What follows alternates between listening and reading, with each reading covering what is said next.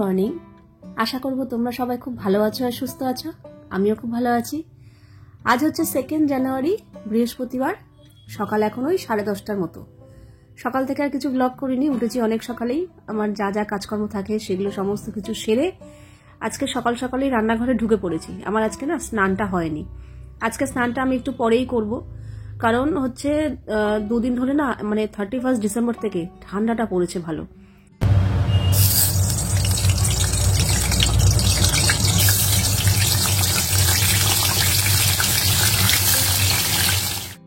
তার আগে পর্যন্ত না এতটা ঠান্ডা ছিল না, যদিও প্রত্যেক বছর আমাদের এখানে এরকমই ঠান্ডা পড়ে যায় নভেম্বরের লাস্ট থেকে ডিসেম্বর থেকে, কিন্তু জাঁকিয়ে যে শীতটা সেটাই এরকম সময় পড়ে। 15-20 দিন প্রচন্ড জাঁকিয়ে শীত থাকে। পৌষ সংক্রান্তি চলে যায়, গঙ্গাসাগরের মেলা হয়ে যায়, ব্যাস আবার আস্তে আস্তে আস্তে আস্তে শীত কমতে থাকে, গরমের দিকে ছুটতে থাকে। তো যাই হোক, যখন যেরকম তখন সেরকম। শীত এখন পড়ছে, এখন শীতটাকেই এনজয় করতে হবে। আবার গরম তো এনজয় করার কথা ভাবাই যায় না। গরম হচ্ছে কষ্টের দিন। শীতকালটা তবু ভালো, যে না শীত করলো, পোশাক আশাক পরলাম, হয়ে গেল। শীতে রোদে এসে দাঁড়ানো, শীতে খেয়ে দিয়ে ঘুরে ফিরে সবকিছুতেই শীতে আরাম। খাবার নষ্ট হয় না, সবজি নষ্ট হয় না। কিন্তু গরমকালে হচ্ছে কষ্টের দিন। তো যাই হোক, সকাল সকাল রান্নাঘরে ঢুকেছি, তার কারণ ইন্দ্র 2 দিন ধরে এত ঠান্ডা পড়ছে না। এমনিতেও তো 2 দিন ধরে আমরা এদিক ওদিক ঘোরাফেরা এইভাবেই দিনটা কাটলো। আর আমার তো তার আগে থাকতেই শুরু হয়েছে তাতানে নাচের অনুষ্ঠান, এই অনুষ্ঠান, এই করে করেই বছরের শেষটা গেছে। আর বছরের একদম প্রথম দিন তো বাড়িতেই ছিলাম না। তো আজ থেকে আবার কাজকর্ম শুরু হলো, দৈনন্দিন কাজকর্ম আর কি। আগের কাজ ফিরে আসতে হবে। আর এই যে গাছ থেকে না একটা লঙ্কা পারলাম, গাছটা তুলে ফেলতে হবে, গাছটা পুরো পোকা হয়ে গেছে। ইন্ডাস ভ্যালির স্টিলের কড়াই এর আগে আমি ব্যবহার করেছি, আর ব্যবহার করে আমি পুরোপুরি সন্তুষ্ট। যেমন তাড়াতাড়ি রান্না হয়, তেল কম লাগে এবং পরিষ্কার করতেও কোনো রকম ঝামেলা নেই। তো ভাবলাম কড়াইতে তো আর সবকিছু সমস্ত রকম রান্না হয় না, এরকম ধরনের যদি একটা ফ্রাইং প্যান হতো তাহলে খুব ভালো হতো। তো আমি কিন্তু আবারও দ্য ইন্ডাস ভ্যালি থেকে এরকম একটা দেখো সুন্দর ফ্রাইং প্যান নিয়ে এসেছি। আর এটার এরকম হ্যান্ডেলটা দেখে আমার ভীষণ পছন্দ হয়েছে। কোনো রকম গরম হয়ে যাবে না, হ্যান্ডেলটা ধরে ইজি রান্না করা যেতে পারে। তো এটা হচ্ছে দ্য ইন্ডাস ভ্যালির crystal stainless steel fry pan. এটা কিন্তু 22 cm। এটা কিন্তু তোমরা ইন্ডাকশনেও ব্যবহার করতে পারবে আর গ্যাসেও ব্যবহার করতে পারবে। আর পরিমাণটা যে একদম কম, মানে ছোট তাও নয়, আবার খুব যে বড় তাও নয়। মোটামুটি অনেক কিছুই, মানে বেশি পরিমাণ রান্না, কম পরিমাণ রান্না সবকিছুই তোমরা এই ফ্রাইং প্যানে করতে পারবে। আর এটা হচ্ছে made in India, India's number 1 healthy cookware brand. Easy to clean, fast and even heating, wide long handle, durable double reinforced rivets. তো দেখো, আমি আজকে যে করব সেটা হচ্ছে বেগুন ভাজা। বেগুন ভাজতে না আমার প্রচুর তেল লাগে, মানে একদম কম তেলে আমি বেগুন ভাজতেই পারি না। তো ভাবলাম তাহলে চলো আজকে এই ফ্রাইং প্যানটাতেই বেগুন ভেজে দেখি, এবং কম তেলে। যা তেল দিয়েছি আমার এর ডবল তেল লাগতো এই এত বড় বড় বেগুনগুলো ভাজতে। কিন্তু বিশ্বাস করো, একদম কম তেলে। আর দেখতেই পাচ্ছ গ্যাস কমানো আছে, আর খুব সুন্দরভাবে তাড়াতাড়ি হিট হয়ে গেছে। কাজে গ্যাসও কিন্তু তোমাদের অনেকটা কম পড়বে। আর এতে কোনো রকম কেমিক্যাল কোটিং না থাকায় শরীর স্বাস্থ্যের জন্য কিন্তু খুবই স্বাস্থ্যকর একটা অপশন। যেমন খাবারের মান বজায় থাকবে, তেমনই কিন্তু স্বাস্থ্যকর তো বটেই। তো আমি কিন্তু অল্প তেলের মধ্যে খুব সুন্দরভাবে বেগুন ভেজে ফেললাম, আর একদমই বেশি সময় লাগলো না, খুব তাড়াতাড়ি রান্না হয়ে গেল। এবার আমি ফুলকপি ভাজছি। যারা ফুলকপি ভাজো তারা তো জানোই ফুলকপি ভাজতে কত তেল লাগে, কিন্তু আমি কিন্তু অল্প তেলের মধ্যে অল্প সময়ের মধ্যে বেশ খানিকটা ফুলকপিও ভেজে নিয়েছি। তো তোমরা যদি ইন্ডাস ভ্যালির এই ফ্রাইং প্যানটা নিতে চাও, আর তোমরা যদি আমার দেওয়া কুপন কোড, মানে রুটিন 12, এই কুপন কোডটা অ্যাপ্লাই করো, তাহলে তোমরা পেয়ে যাবে 40% ডিসকাউন্ট প্লাস এক্সট্রা 12% অফ। তোমরা কিন্তু এটাতে সুজির উপমা, চিড়ের পোলাও, নুডলস, এছাড়া কাটলেট, বড়া ভাজা, এরকম ধরনের অল্প তেলে সমস্ত কিছু ফ্রাই করতে পারবে। তো আমি কিন্তু ইন্ডাস ভ্যালির এই ফ্রাইং প্যানটার পারচেস লিঙ্ক ডেসক্রিপশন বক্সে দিয়ে দিয়েছি, যাও এখনই গিয়ে চেক করে নাও। তো প্রচন্ড পরিমাণ ঠান্ডা পড়াতে ইন্দ্র আর সকাল সকাল বেরোতে পারছে না। একেবারে বলছে কি আমি দুপুরবেলা একেবারে খেয়ে দিয়ে বেরিয়ে যাব। তবে খাওয়া দাওয়ার কোনো রকম মানে এই ব্যাপার নেই, ফরমাইশ থাকবে না। তুমি যেরকম পারবে, যা পারবে তাই করে দিয়ে দিও। সেরকম হলে আলু সেদ্ধ ভাত করিয়ে দাও, আমি ওটাই খেয়ে বেরিয়ে যাব। তো তাই জন্যই বেগুন ভাজলাম, বেগুন ভাজা আর ঘি দিয়ে ও কাঁচা লঙ্কা দিয়ে ভাত খেয়ে ও বেরিয়ে গেছে। আর আমি এখন স্নান করলাম, ইচ্ছা করি আগে স্নানটা করিনি, কারণ আজকে বৃহস্পতিবার। তো বৃহস্পতিবারটা একটু চেষ্টা করি ঠাকুরের সিংহাসনটা ঝেড়ে পুজো পরিষ্কার করার। তাতান তো শুধু পুজোটাই দেয়, তো এগুলো তো আর করে না।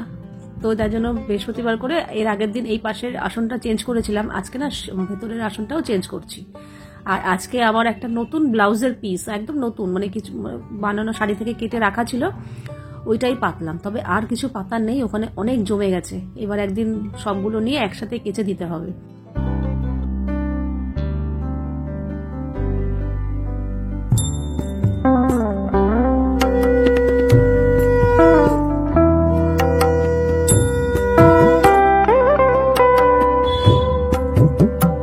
পুজো দিয়ে আমাদের খাওয়াও হয়ে গেছে। আর আজকে সকাল সকাল যেহেতু রান্নাঘরে ঢুকে পড়েছিলাম, ওই বেগুন ভাজা ভাত করতে আর কতক্ষণ। আর আমাদের আসল মানুষের খেয়ে বেরিয়ে গেছে, আমাদের আর মা মেয়ের কিসের চিন্তা। তো রান্না বান্না ছিল না, তো তাই জন্য স্নান টান করে বেশ কিছু ঘরের এক্সট্রা কাজ ছিল, সেগুলোও সেরেছি, সেগুলো আর অন ক্যামেরা করিনি। আর আজকে ভেবেই রেখেছি, এই কদিন তো একদম মানে বাইরে ঘরের মধ্যে দিয়ে আমার কেটেছে, মানে শেষ বছরের শেষটা তো তাতানের নাচের প্রোগ্রাম নিয়ে এদিক সেদিক যাওয়া, তারপর বছরের শেষ দিনও বাড়িতে ছিলাম না, 1 জানুয়ারিও বাড়িতে ছিলাম না, তো অনেক কাজ না জমে গেছিল। তো তাই জন্য ড্রেসিং টেবিলে পুরো অগোছালো হয়েছিল, সব হাড় কানে যা যা পরা হয়েছে সব ছড়ানো ছিটানো, জামা কাপড় ছড়ানো ছিটানো, তো এগুলোই গোছানো। আর আজকে ভেবেই রেখেছি আমি দুপুরবেলা খেয়ে দিয়ে উঠে একটুও বিছানায় বসবো না, তাহলে আমার এই পেন্ডিং কাজগুলো না আর হবে না। আর তাতানকেও বলে রেখেছি, তুই আজকে বই খাতাগুলো পরিষ্কার কর, কালকে ছিলাম না, ঠিক আছে ভালো কথা, আজকে পুরো বই খাতাগুলো গুছিয়ে নে বলতে পুরনো যা খাতাগুলো আছে সেগুলো সব সরিয়ে দিয়ে নতুন বইগুলো না বাঁধানো হয়ে গেছে। যেদিনকে আমি কোনো রকম ব্লগ করিনি, মানে 30শে ডিসেম্বর, সেদিনকে আমি গিয়ে বইগুলো যে বাঁধাতে দেওয়া ছিল সবগুলো নিয়ে এসেছি। এই যে এইরকম ভাবে বই বাঁধিয়েছে। বই বাঁধানোটা থাকলে না সুবিধা হয়, মাঝখান থেকে পেজ খুলে যায় না। কিছু কিছু এমন মোটা মোটা বই আছে না, আমি যখন বই বাঁধাতাম না, মলার দিতাম, দেখতাম মাঝখান থেকে পেজ খুলে বেরিয়ে আসছে, তো খুবই অসুবিধা হতো। তারপর থেকে বই বাঁধিয়ে নিই, এরকম কোনো রকম আর ঝামেলা হয় না। তো বই বাঁধানো হয়ে গেছে, তাতান ওই জায়গাটা পরিষ্কার করে দিয়েছিল, আমি একটু মুছে নিয়েছি। আর ওকে বলেছি তুই টেবিলটাও পরিষ্কার কর, টেবিলটাও মুছে দেবো। আর এখানে ও নতুন বইগুলো আবার এখানে সুন্দর করে ঢুকিয়ে দিচ্ছে। আর খাতা আমি এখনো না কিছু কিনিনি, গত বছরের 3-4টে খাতা ও খুঁজে পেলো, স্কুলের ছোট ছোট খাতা প্লাস বড় খাতা। আমি বললাম তুই ওগুলো দিয়ে এখন চালা, আর আমি যেখান থেকে বই বাঁধাই না সেখানে কথা বলে এসছি। আমার প্রচুর পুরনো খাতা রয়েছে, এমন খাতা রয়েছে না যে মনে করো হাফ পেজ লেখা হয়েছে, হাফ পেজ রয়েছে, কিংবা শেষের দিকে কয়েকটা পেজ রয়েছে, কিংবা এমন খাতাও আছে 3-4টে পেজ লিখে হয়েছে, পুরো খাতাটাই পড়ে রয়েছে। তো এরকম অনেকগুলো খাতা রয়েছে। তো সেগুলোকে তাতানকে বললাম তুই একটা ব্যাগের মধ্যে ওগুলো ভর। আমি ওই বইয়ের দোকানে কথা বলে এসেছি, ওনারা বলেছেন ঠিক আছে বৌদি তুমি ওই খাতাগুলো নিয়ে আসবে, তবে এখন না, 10 তারিখের পর নিয়ে আসবে। ওরা যেই খাতাগুলো আমার পেজগুলো ফাঁকা আছে না ওগুলো খুলে আবার এরকম ভাবে খাতা তৈরি করে দেবে। তো এখান থেকে যে কটাই খাতা হোক, তো ওইগুলো আলাদা ব্যাগে ভরেছে। আর এইগুলো ফেলে দিতে হবে, মানে এগুলো আর রাখা যাবে না। তো ইন্দ্রকে দিয়ে দেবো, নিচে গিয়ে কি করে জানি না। আর এই খাতাগুলো আলাদা ব্যাগে রেখেছি, 10 তারিখের পর দিয়ে আসবো। আর ও টেবিলটাও পরিষ্কার করে দিয়েছিল, আমি মুছে নিয়ে এইভাবে ও কোনো রকম রেখেছে, এখন পরে ঠিক করবে। আর ওর তাতানের ফটোটা আবার এখানেই রাখা হয়েছে, কারণ এই দিকে দেখতে পাচ্ছ ডাইনিং এ ওই যে ঝুলন্তটা পরিষ্কার করেছিল ইন্দ্র ধুয়ে ওখানে ওটা আবার রাখা হয়েছে, তার জন্য ফটোটা আবার ঘরেই নিয়ে গেছি। তো আজকে না ফুলকপির একটা আইটেম বানাবো, কি বিশাল বড় বড় আজকে ফুলকপিগুলো এনেছে না আগের দিন, তো সেটাই দেখাচ্ছিলাম তোমাদের, যে বিশাল বড় আর খুব ঠাসা, আর একটু পোকা টোকা নেই, কিচ্ছু নেই, পুরো ফ্রেশ ফুলকপি, খুব ভালো। আর সস্তাতেও পেয়ে গেছে জানো, এত বড় ফুলকপি এখন 10 টাকা করে, মানে এক একটা 10 টাকা আর কি। প্রথম যখন ফুলকপি ওঠে কত দাম, আর এখন দেখো। তো যাই হোক ফুলকপি নিয়ে এসছে, আমাকে ইন্দ্র বললো কি ফুলকপির তরকারি তো অনেক খেয়েছি, আজকে একটু ফুলকপির ওই বিয়ে বাড়ির মতো রোস্ট করো। তো বললাম ঠিক আছে, তো সেটাই করছি। কিন্তু ফুলকপির রোস্টটা পুরো মানে হয়ে গেছে, কারণ আমাকে বলেছে আলু দিতে অল্প একটু। এবার এই ফুলকপির রোস্টে আলু না হলেই ভালো হয়, কিন্তু ওদের চক্করে পড়ে আমাকে আলু দিতে হয়েছে, যার জন্য আমার খুব একটা ভালো লাগেনি। কিন্তু এমনি যে গ্রেভিটা আর ফুলকপিটা ওটা ভীষণ ভালো লেগেছে। তো মেন যে গ্রেভিটা সেটা আমি রেডি করে নিচ্ছি। টক দই খুব বেশি দেবো না, কারণ ইন্দ্র খুব বেশি টক পছন্দ করে না। ওই মোটামুটি 3-4 চামচের মতো টক দই নিলাম, আর তার মধ্যে কিছু মশলা মিশিয়ে নিলাম, যেমন কাশ্মীরি লঙ্কার গুঁড়ো, সামান্য একটু হলুদ গুঁড়ো, আর জিরের গুঁড়ো, ধনের গুঁড়ো, আর অল্প একটু চিনি, আর সামান্য একটু নুন দিয়ে দইটা ফেটিয়ে নিলাম। কয়েক পিস বেগুনও ভাজবো, তার জন্য বেগুনে নুন হলুদ চিনি মাখিয়ে নিয়েছি। কাজু পোস্ত বাটা হয়ে গেছে, আর দইয়ের মশলাটাও রেডি। ওখানে ছোট ছোট করে একটু আলু কেটে ধুয়ে নিয়েছি, আর ফুলকপিগুলো কেটে জাস্ট একটু নুন জলে একটু ভাপিয়ে নিয়েছি। আর এখানে আদা আর কাঁচা লঙ্কা বাটা, আর এই হচ্ছে আটা মাখা, মানে মোটামুটি সমস্ত কিছুই আমার রেডি আর কি। তো চলো এবার রান্নাটা বসিয়ে দিই। এখানে আমি 2 চামচের মতো ঘি আর একটু সাদা তেল মিশিয়ে দিয়েছি। দিয়ে না একটু গোটা গরম মশলা ফোড়ন দিচ্ছি, মানে জিরে, তেজপাতা, শুকনো লঙ্কা, এলাচ, দারচিনি, লবঙ্গ, এই ফোড়নটা একটু চড়বড় করে হয়ে উঠেছে। এখনই আমি কেটে রাখা আলুগুলো দিয়ে দিচ্ছি, তবে আলু ছাড়া করলে খুব ভালো হবে, দেখতেও ভালো হবে, খেতেও ভালো হবে। কিন্তু ওই যে কিছু করার নেই, তাতানের বাবাই দুজনেরই যাই তরকারি হবে একটু আলু চাই, তো কি বলবো আর, এখন আলু দিতে হলো। যদি আলু ছাড়া করো এই সময় তোমরা আলু দেবে না, ডাইরেক্ট আদা বাটা, কাঁচা লঙ্কা বাটাটা তেলের মধ্যে দিয়ে নাড়াচাড়া করতে হবে। কিন্তু আমি যেহেতু আলু দিচ্ছি, তো আলু ওখানে তেলের মধ্যে একটু ভেজে তার মধ্যে আদা কাঁচা লঙ্কা বাটাটা দিয়ে একটু নাড়াচাড়া করে নেব। করে নিয়ে তারপর টক দইয়ের যে মিশ্রণটা বানিয়েছিলাম সেটা দিয়ে দিলাম, বাটি ধুয়ে সামান্য একটু জল দিয়ে দিয়েছি। এবার গ্যাসটা কমিয়ে নিয়ে একটু কষাতে থাকবো, আলুটা সহ একটু কষিয়ে নেব। আর এখানে দিয়ে দেবো একেবারে স্বাদ মতো নুন, চিনি তো দেওয়াই আছে, চিনি আর দেওয়ার প্রয়োজন নেই। নুন দিয়ে আর একটু ভালো করে মশলাটা কষিয়ে নেব। আর আমি কিন্তু ফুলকপি আগেই একটু হালকা লালচে লালচে করে ভেজে তুলে রেখেছিলাম, তো সেই ভাজা ফুলকপিগুলো দিয়ে দিলাম। দিয়ে এবার মশলার সাথে না ফুলকপিটা ভালো করে কষিয়ে নেব। তবে আমার একটা ভুল হয়ে গেছে, কড়াইটা ছোট নেওয়া হয়ে গেছে, ফুলকপির পিসগুলো এত বড় বড় না, একটু বড় কড়াই নিলে ভালো হতো। তো মশলা দিয়ে ভালো করে ফুলকপির সাথে কষিয়ে নিয়েছি। এবার দিয়ে দেবো কাজু আর পোস্ত বাটাটা। এইবার কান্ডটা হয়েছে, এরপরে আমি আর ভিডিও শ্যুট করতেই পারিনি। ইন্দ্র প্রথমে বলেছিল আমাকে যে লুচি খাবে, তো আমি যখন বললাম তাহলে একটা কাজ করো না, আটা দিয়েই লুচি খাও, তাহলে কি হবে, আটা দিয়ে আমাদেরটা রুটি করে নেবো আর ওকে লুচি ভেজে দিয়ে দেবো, আবার আলাদা করে আমাকে আর ময়দা মাখতে হবে না। তো তাতেই রাজি হয়ে গেছিল। কিন্তু আমার ওই ফুলকপি করতে করতেই না ইন্দ্র বাড়ি চলে এসেছিল, এসেই বলছে কি খিদে পেয়ে গেছে, আমি এখন আর চা খাবো না, আমাকে তোমার কি হয়েছে তাহলে একবারে দিয়ে দাও। আইলাম না, আমাদের রুটি করছি, কিন্তু রুটি করব, কিন্তু তোমার লুচি তাহলে আগে করে দিই তোমাকে, আমরা পরে রুটি খাই। ও আবার চায় একসাথে খেতে বসবো, মানে সব দিকেই চায়। তারপর বললো কি তাহলে এক কাজ করো, থাকবে লুচি আর করতে হবে না, কি মুড হলো, গরম গরম রুটি ভেজে আমাকে দিয়ে দাও, আমি এখানে বসে পড়ি। আমি বললাম সোনাই সোহাগা, খুব ভালো খবর, বসে পড়ো, আমি এক্ষুনি দিচ্ছি। তো এই এক্ষুনি দেওয়ার চক্করে পড়ে না, আমি জানি ওর সেকেন্ডের মধ্যে ডিসিশন চেঞ্জ হয়ে যায়। যদি আমি একটুও দেরি করি না, সঙ্গে সঙ্গে বলবে থাকবে রুটি না লুচি করো। এই জন্য তাড়াহুড়ো করে তরকারি নামিয়েই আমি আটা মাখাই ছিল, ওকে আগে গরম গরম রুটি ভেজে ওকে আগে দিচ্ছি যে তুমি আগে শান্ত হও, তাহলে আর লুচি করতে হবে না আমাকে পরে। তো ওই চক্করে পড়ে আমি আর ভিডিওই করতে পারিনি জানো। ওই কাজু আর পোস্ত বাটাটা দিলাম, যে দিয়ে একটু ভালো করে কষাতে হবে, কষিয়ে একটু গরম জল দিয়েছিলাম, গরম জল দিয়ে একটু চাপা দিয়ে রেখেছিলাম আলু আর ফুলকপিটা সেদ্ধ হওয়ার জন্য।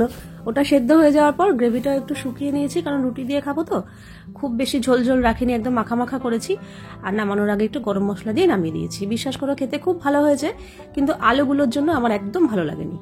তো ওকে বললাম, তাই বললো ঠিক আছে, ওর ভালোই লেগেছে, তাতানো খুব ভালো খেয়েছে। তো ওকে তো গরম গরম রুটি দিয়ে দিয়েছি, ও খেয়ে নিয়েছে। তারপরে আমি আর তাতানো খেয়ে নিয়েছিলাম। খেয়ে নেওয়ার পর আমি এই গ্যাসের জায়গাটা না ভালো করে পরিষ্কার করছি, তার কারণ হচ্ছে কয়েকদিন ধরে এই গ্যাসের জায়গাটা পরিষ্কার করা হচ্ছে না, খুব বেশি তেল চিপটা হয়ে গেছিল আর কি, খুব বাজে লাগছিল। কাপড়টাও যেটা ব্যবহার করতাম সেটাও নোংরা হয়ে গেছিলো, তো সেই পুরোনো কাপড়টা ফেলে দিয়ে আবার নতুন কাপড় নিয়ে গ্যাসের জায়গাটা বেশ ভালো করে সাবান টাবান দিয়ে পরিষ্কার করছি। ওরা অলরেডি কিন্তু শুয়ে পড়েছে, আমি এই রাত জেগে জেগে এইসব কাজ করছি। এখন প্রায় 12টার উপরে বেজে গেছে, আজকে একটু রাতই হয়ে গেছে, রান্নাঘরে ঢুকতে ঢুকতেই রাত হয়ে গেছে, ওদিকে কাজ করছিলাম তো। তো এই করছি। আর সত্যি কথা বলতে কি, আগে যেমন ইন্দ্র যখন লুচি খেত, আমি তাতানকে বলতে হতো না যে মাম আমাদের জন্য কিন্তু রুটি করছি, এই কথাটা বলতে হতো না, কিন্তু এখন না আমাকে বলতে হয়। কারণ দেখছি তাতানকে আমি চেয়েছিলাম আমি আমার মতো মানুষ করতে খাওয়া দাওয়ার দিক থেকে, কিন্তু হয়ে যাচ্ছে ও অটোমেটিকলি ওর বাবার মতো।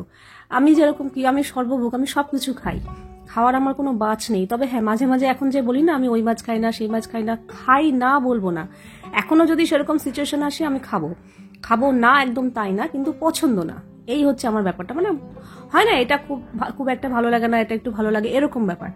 তাই বলে খাবো না ওরকম না, কিন্তু আমি তাতানকে ওরকম চেয়েছিলাম। এরকম হলে কি হয়, যারা সবকিছু খায় না তাদের কোনো রকম প্রবলেম হয় না, যেখানে যাক যেরকম পরিস্থিতিতেই পড়ুক না কেন, খিদে পেলে ঠিক কিছু না কিছু খেয়ে কাটিয়ে দেবে। কিন্তু যাদের খাবারের বাজ আছে না, এই খায় না সেই খায় না, তারা খাওয়াতে কষ্টও পায়, কেন খায় না তো অনেক কিছু, আর কিছু কিছু পরিস্থিতিতে ওরকম খাবার পায়ও না, তার জন্য খিদেতে কষ্ট পায়। তো আমি তাতানকে করতে চেয়েছিলাম ওরকম ছোট থেকে, যে না যা হয়েছে তাই খাবে, সবকিছু খেতে হবে, খাই না এরকম আমি শুনবো না, করেওছি, কিন্তু হলো না। যত বড় হচ্ছে আস্তে আস্তে ওর বাবার মতোই হচ্ছে, ওর বাবারও খাওয়ার বাজ আছে, এই খায় না ওই খায় না, ওই খাবো না সেই খাবো না করতে থাকে। হয়তো ছোট থেকে দেখেছে ওর বাবাকে, এই জন্য হয়তো ও ওরকম। এখন লুচি টুচি করলে ওকে বলতে হয় যে মাম আমাদের জন্য কিন্তু রুটি করছি। ও একটা সময় বলে না আমিও লুচি খাবো, আমাকে লুচি দাও না, তুমি খালি আমাকে রুটিই দাও। তো এরকম করতে থাকে। তো বেশ ভালো করে মানাতে হয়, তারপরে গিয়ে মানে এরকম একটা ব্যাপার। যাই হোক, কিছু করার নেই, এখন আর হাল ছেড়ে দিয়েছি, কিছু বলি না, তাও মাঝে মাঝে বলি। তো এই তো চলো আজকের ভিডিওটা এখানেই শেষ করছি, আবার দেখা হবে নেক্সট ভিডিওতে। তোমরা সবাই খুব ভালো থাকবে, ততক্ষণের জন্য love you all, good night and tata.